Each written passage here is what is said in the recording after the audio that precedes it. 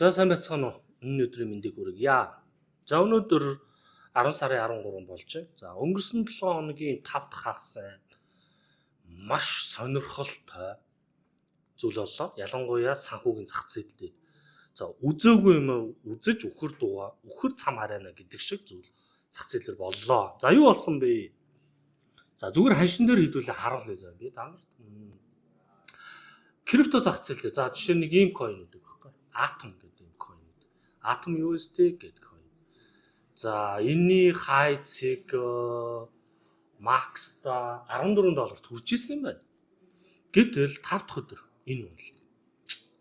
За арилжаа хийдэг хүн. Гэхдээ арилжаа хийдгүү ч хэлсэн энэ зүйл бол маш сонирхолтой шунал хөдлөх зүйл.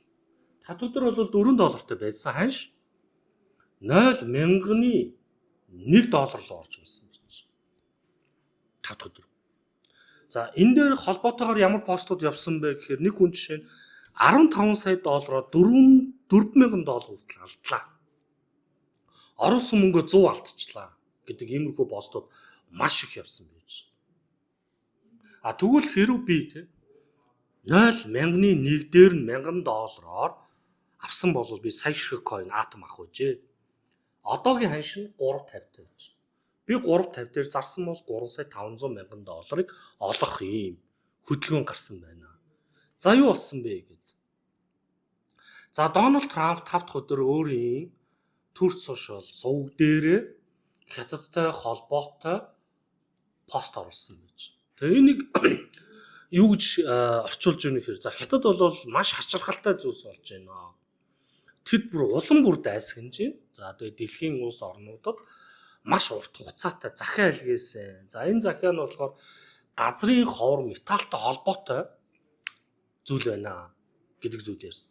За бид нар мэдж байгаа бол Америкийн нэгдсэн улс бол хятадаас хамгийн том хамааралтай байгаа зүйл хятад газрын ховор металлын бүтээгдэхүүн болон бүтээгдэхүүний боловсруулалт гэж байгаа.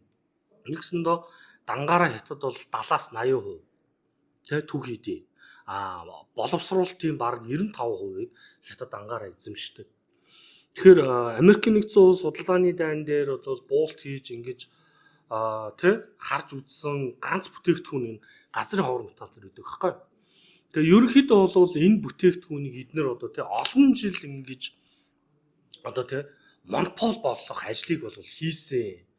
Тэгээд энийг өнөөдөр ингэж гаргаж ирж байна гэдэг зүйлийг ярьсан байна. Хятад үйл юу болсон бэ гэхээр 10 сарын 9-нд хятад улс гайл дээр газрын ховор металл дээр хяналтыг дахиж тавьсан. Ийм зүйл болсон. Энэ нь ямар зүйл байсан бэ гэхээр өмнө 4 сард худалдааны дайн дэгдэхэд Америкийн нэгдсэн улс руу газрын ховор металл нийт 15 бүтээгдэхүүн байдгаас 7 бүтээгдэхүүн дээр нь хязгаарлалт хийж энэхүү бүтээгдэхүүнийг хятадаас авж экспортлохоор болвол тусгай лиценз шаарддаг байсан. Тэгсэн харин энэ юугаар болохоор 10 сарын 9-ний байдал дээр нэмхэн 5 бүтээгдэхүүн ороод энэ дээр бас дахиад тусгай зөвшөөрөл шаарддаг. За дээрэс нь энэ бүтээгдэхүүнүүд хятадын аюулгүй байдал, технологид бол нөлөөлөхөр зүйл хэлбэл хязгаарлалт хийнэ гэдэг зүйлийг бас. Нэг хоёр дахь зүйл нь юу вэ гэхээр хэрв хятадаас эдгээр бүтээгдэхүүнүүдийг аваад энэ бүтээгдэхүүнүүдээр эцсийн бүтээгдэхүүн болгосон тийм үү? Одоо жишээ нь утсанд орж бүү бүтээгдэхүүнийг тийм үү? Түүх хийдийг нь боловсруулалт хийгээд хятадаас аваад энэ утсыг үйлдвэрлэх юм бол энэ бүтээгдэхүүнийх нь хэмжээ нь 0.1% гэж байгаа тийм үү? Орсон байх юм бол хятадаас тусгай зөвшөөрөл шаардаж авна гэдэг. Энэ ганц Америкийн эсрэг биш дэлхий дээр технологийн хятадаас энэ авч түүхийдийг авч байгаа бүх улсууд дээр ийм хязгаарлалт хийнэ гэдэг ийм журам гарч байгаа байхгүй юу? Хамгийн амар нь энэ.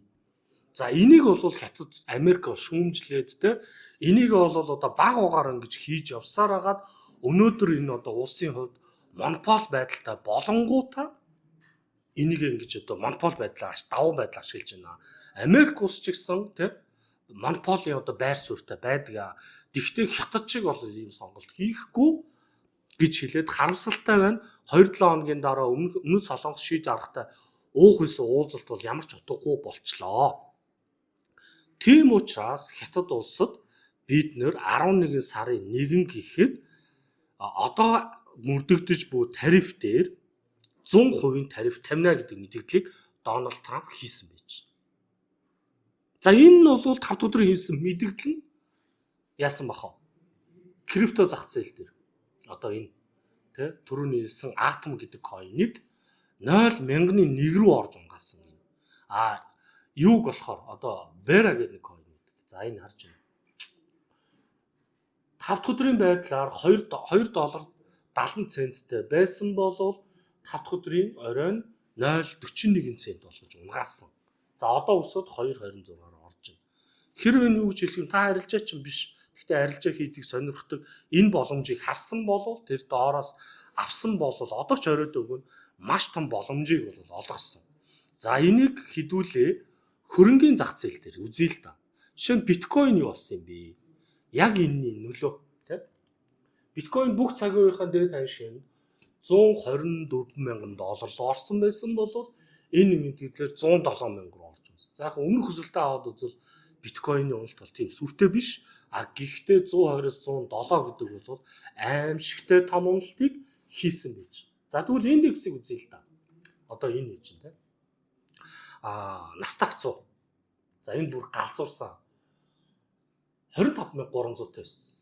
Доошоогоо 24,000 руу орж байна. $1,000 уналт хийсэн. Тэгэхээр ийм зүйл тавдаг. Энэ бол хөрөнгөний зах зээл дээр 4 сараас хойш тохиолдог. Тэгэхээр бид нар энэ дээр юу харах хэрэгтэй вэ гэхээр энэ нөхцөл байдал тийм Хятад одоо энэ Трампын мэдээлэлээр яж байгаа. Бид нар дайсгнахгүй, бид нар хориг тавихгүй. Гэхдээ бид нар тийм үү зүгээр суухгүй гэдэг зүйлийг хэлээд байгаа. Нэгсэндээ Трамп ямар бодлого баримтлан бид нар тэр бодлогыг болвол баримтлана гэдэг зүйлийг болвол хэлсэн. За тэгээд дараагийнх нь пост. Дөнгөж сайн мэдгдснээр Хятад улс худалдааны чиглэлээр онцгой төрөмгийн байр суурь баримталж дэлхийд дахинд маш дайшгасан загтал илгээжээ. 2025 оны 11 сарын 1-ээс эхлэн өөрсдийн үйлдвэрлэсэн бараг бүх бүтээгдэхүүнд тэр шатхай заримдаа өөрсдийн үйлдвэрлээгүй бүтээгдэхүүнд хүртэл томоохон хэмжээний экспортын хяналт тавина гэж мэдгдсэн гэдэг. За нөгөө ярьсан тийм Хятадын түүхийд орсон байх юм болвол яг уу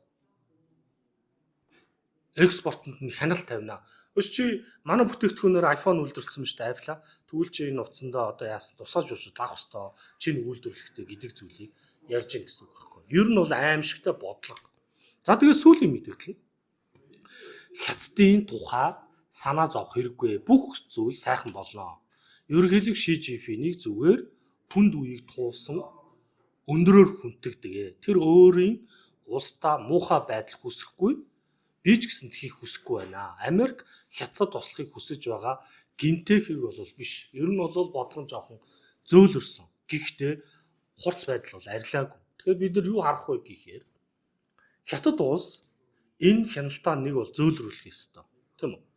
Нэг бол зөөлрүүлэхгүй бол Америкийн нэгдсэн улс 11 сарын 1 гэхэд 100% тариф тавьснараа Америк Хятад хоёрын худалдааны дайны маргаан дахиж өрнөж алтны ханшийн $4,000 давцсан байгаа ханш дахиад дээшээгээ явах боломжтой. Америкийн санхүүгийн зах зээл, Азийн санхүүгийн зах зээл тэр чигээрээ бол уналтанд орж түүхийдүүдийн үнээс мөн яг унах ийм зүйл гарч байна. За үүнтэй холбоотойгоор нөгөө бидний маргаад байгаа нүүрсний гол орлого ер нь бол дахиад буурах ийм магадлал бол зах зээл дээр ажиглагдж байна. Тэгэхээр бид нар дараа цаашдаа Трампын бодлого, Хятадын бодлого хоёрыг их сайн анхааралтай ажиглах үйлдэлээ. За тэгээд илүү сонсохыг үзэхийг сав дараарай.